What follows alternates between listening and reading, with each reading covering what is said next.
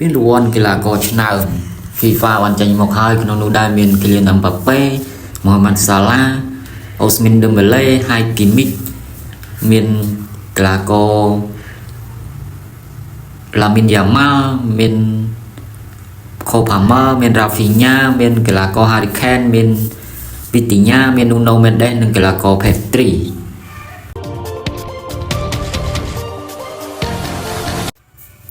Darang FIFA ranking បានប្រែប្រួលយ៉ាងខ្លាំងបន្ទាប់ពីជម្រុះ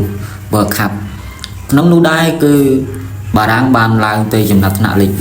3 ប៉ូទុយហ្គាល់នៅលេខ6 ឯក្រូអាតលេខ10លេខ14គឺ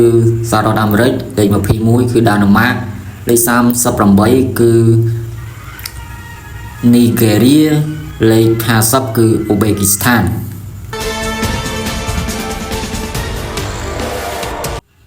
កីឡាករសាឌីអូម៉ាណេបានពេញចិត្តក្នុងការលេងជាមួយ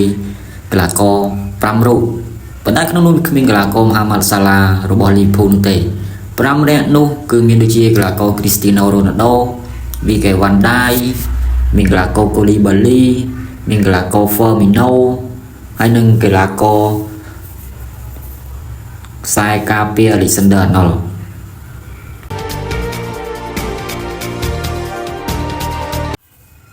Scott Tomine បានបំបីកំណត់ត្រាក្នុងការ bicycle kick ក្នុងនោះដែរមានកីឡា3រូបដែលបាន bicycle kick មានកម្ពស់ខ្ពស់ជាងគេទី3នោះគឺ Cristiano Ronaldo ដែលលោត bicycle kick ជាមួយនឹងក្រុមជួនទុះកម្ពស់ 2.38 សង់ទីម៉ែត្រហើយទី2នោះគឺកីឡាករ Pu Onuku ដែល bicycle kick កម្ពស់ 2.41 សង់ទីម៉ែត្រហើយលេខ1នោះគឺ Scott Tomine ដែលបាន bicycle kick មានកម្ពស់ 2.51 សង់ទីម៉ែត្រ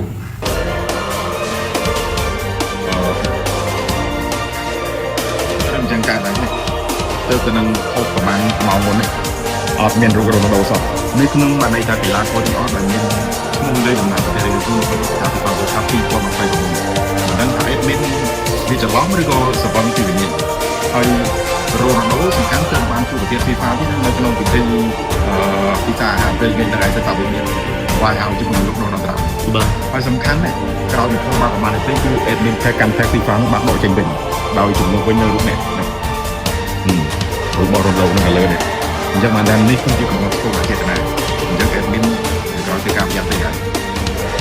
អស់ហើយប្រាប់ហើយក្រោយនេះដាក់រូបមេស៊ីមកបាត់ណាគេកាត់ទៀតអានេះគេទៅវាលុបចេញមកផងហ្មងនេះអាបលយកទៅនេះកាន់តែ FIFA ធ្វើឡៃហើយមិនដាក់រូបរ៉ូណាល់ដូតែរូបគ្រូណូហ្វឺណាន់ដេសឯងឲ្យស្រួលមួយតិចតែធំពុំបាយគេរ៉ូណាល់ដូនឹងទៅតាក់វាមានអ្វីហៅចូលមកនេះសោកមែនអរគុណច្រើន